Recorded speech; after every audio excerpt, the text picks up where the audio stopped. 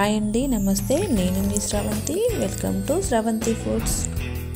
ఈరోజు మన వీడియోలో చూడబోయే రెసిపీ వచ్చేసి కొత్తిమీర పచ్చిమిర్చి కారంతో బెండకాయ ఫ్రైని ఎలా చేసుకోవాలో చూద్దాం.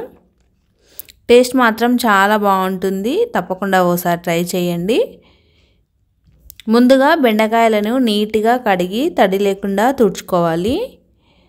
ఆ తర్వాత ఇలా చిన్నగా కట్ చేసుకోవాలి. ఇలా అన్నీ కట్ చేసుకున్న తర్వాత ఇలా బెండకాయ ముక్కలన్నీ చిన్నగా కట్ చేసుకున్న తర్వాత మీకు టైం ఉండేది ఉంటే వీటిని ఒక అరగంట సేపు పక్కన పెట్టినట్లయితే ఇందులో ఉండే జిగురంతా ఆరిపోయి ఫ్రై చాలా బాగా వస్తుంది. మీకు టైం లేకుంటే వెంటనే అయినా చేసుకోవచ్చు. ఆ తర్వాత ఇలా ఒక చిన్న మిక్సీ జార్ తీసుకొని ఇందులోకి కారానికి తగ్గట్టు పచ్చిమిర్చిని వేసుకోవాలి. అలాగే ఒక పిరికెడు కొత్తిమీరను వేసుకోవాలి. ఆ తర్వాత రుచికి తగ్గట్టు సాల్ట్ వేసుకొని వీటిని మిక్సీ పట్టుకోవాలి. చూడండి, ఇలా మిక్సీ పట్టుకున్న తర్వాత ఈ పేస్ట్ని పక్కన పెట్టుకుందాం. స్టవ్ ఆన్ చేసి కడాయి పెట్టుకొని ఫ్రైకి తగ్గట్టుగా ఆయిల్ వేసుకోవాలి. ఆయిల్ వేడైన తర్వాత ఇలా బెండకాయ ముక్కలను వేసి ఫ్రై చేసుకోవాలి. మూత పెట్టి మధ్య మధ్యలో కలుపుతూ ఒక 2-3 నిమిషాలు బాగా ఫ్రై చేసుకోవాలి. ఇలా బెండకాయలు కాస్త ఫ్రై అయిన తర్వాత ఇందులోకి సన్నగా కట్ చేసుకున్న ఒక చిన్న ఆనియన్ని వేసుకోవాలి.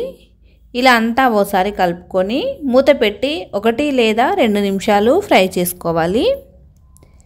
ఇలా ఫ్రై అయిన తర్వాత 1 స్పూన్ అల్లం వెల్లుల్లి పేస్ట్ వేసుకోవాలి. ఇలా అంతా ఓసారి కలుపుకోవాలి. ఆ తర్వాత 1/2 స్పూన్ పసుపు వేసి ఇలా అంతా కలుపుకోవాలి. తర్వాత మనం ముందుగా పేస్ట్ చేసి పెట్టుకున్న పచ్చిమిర్చి పేస్ట్ని వేసుకోవాలి. ఇలా అంతా కలుపుకొని మూత పెట్టి మధ్య మధ్యలో కలుపుతూ ఒక 4-5 నిమిషాల వరకు బాగా ఫ్రై చేసుకోవాలి. చూడండి, ఇలా బెండకాయలో ఆయిల్ అంతా సపరేట్ అయ్యి బాగా ఫ్రై అయ్యే వరకు ఫ్రై చేసుకోవాలి. ఇలా ఒక 5-6 నిమిషాల తర్వాత బెండకాయలోని జిగురంతా పోయి ఇలా బాగా ఫ్రై అయిన తర్వాత స్టవ్ ఆఫ్ చేసుకోవాలి. అంతే అండి, ఎంతో టేస్టీగా ఉండే బెండకాయ ఫ్రై రెడీ అయినట్లే.